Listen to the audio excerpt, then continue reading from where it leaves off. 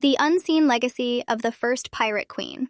History is famously written by the victors, and in the story of the Roman Republic, few narratives were more twisted than that of the woman who brought them to their knees. Her name was Teuta, Queen of Illyria. Long before the golden age of piracy, she commanded a fleet so powerful it threatened to sever Roman trade in the Adriatic. In response, Rome declared war not on a kingdom, but on her. Roman historians painted Teuta as a reckless, emotional barbarian, a convenient villain whose defeat was necessary for civilization. But was she a criminal or a brilliant ruler whose legacy was erased by the empire she dared to fight? To find out, we must look past the propaganda to the turbulent world of the 3rd century BCE. In 229 BCE, the Roman Senate did something unprecedented. It launched a massive force, 200 warships and 20,000 soldiers, across the Adriatic Sea.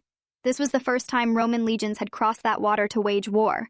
Their target wasn't a king or an army, but a single woman, Queen Teuta. She was the regent of a small kingdom, but her fleet of pirates was so feared it had effectively shut down regional trade. Teuta had become Rome's most wanted woman, and to understand why, we have to start at the beginning. To understand Queen Teuta, you must first understand her world. 3rd century BCE Illyria, spanning parts of modern-day Albania, Montenegro, and Croatia, was a rugged coastal kingdom of fierce, independent tribes. It was also in a dangerous neighborhood, caught between the successor empires of Alexander the Great and the rapidly expanding Roman Republic. The Illyrians were masters of the sea, and for them, piracy wasn't a crime. It was a state-supported profession and a key part of their economy. This power was harnessed by King Agron, Teuta's husband. He united the tribes and built the Illyrian fleet into the most feared force in the Adriatic. But in 231 BCE, after a major victory, Agron died suddenly. His heir, a young son named Pinus, was too young to rule.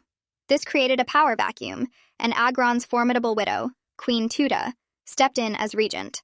Upon taking power, Teuta didn't just maintain the status quo.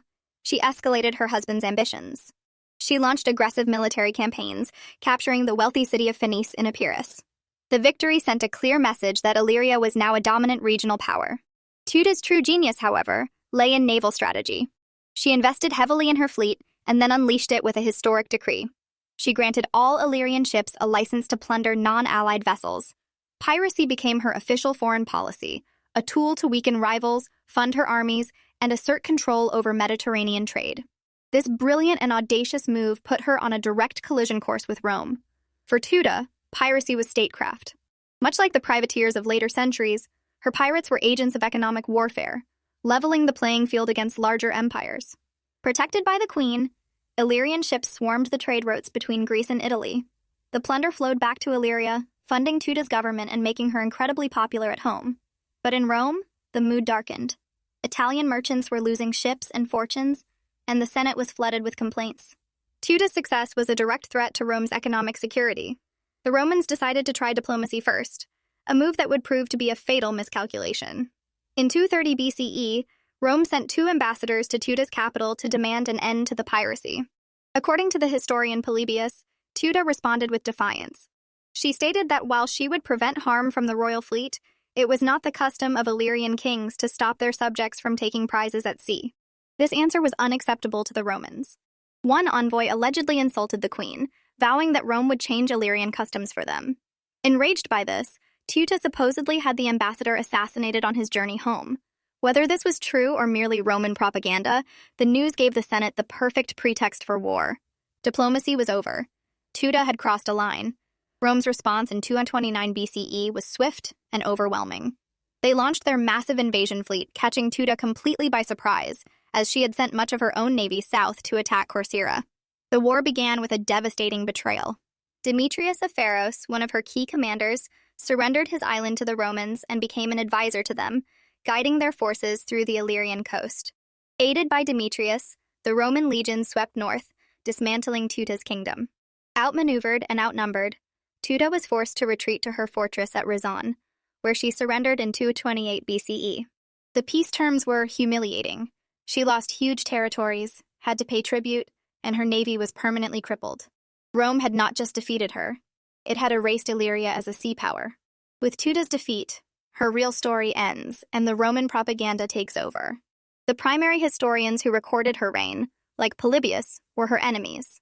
They portrayed her as having a woman's natural shortness of view, irrational, impulsive, and arrogant.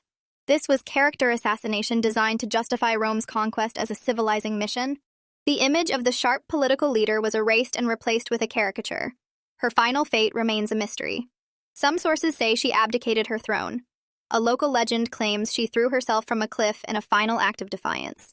Other accounts suggest she simply faded into obscurity. Her story, as written by her conquerors, just stops.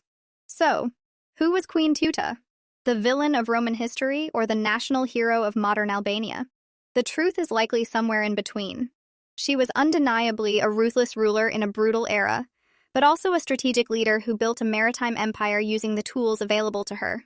Teuta's most significant legacy was unintentional, provoking the first Roman invasion of the Balkans, which set the stage for Rome's conquest of the region. Her story, even the biased version, created the blueprint for the pirate queen archetype that fascinates us today. Though Roman historians tried to diminish her, they couldn't erase the image of a defiant queen who refused to be told how to rule. Her legacy is a powerful reminder that behind the official histories of empires lie the forgotten stories of those who dared to stand against them. If you enjoyed digging up this forgotten chapter of history, make sure you like this video and subscribe HistoryMind for more stories about the people that time and propaganda have tried to erase. Let us know in the comments which other unseen legacies you want us to explore next.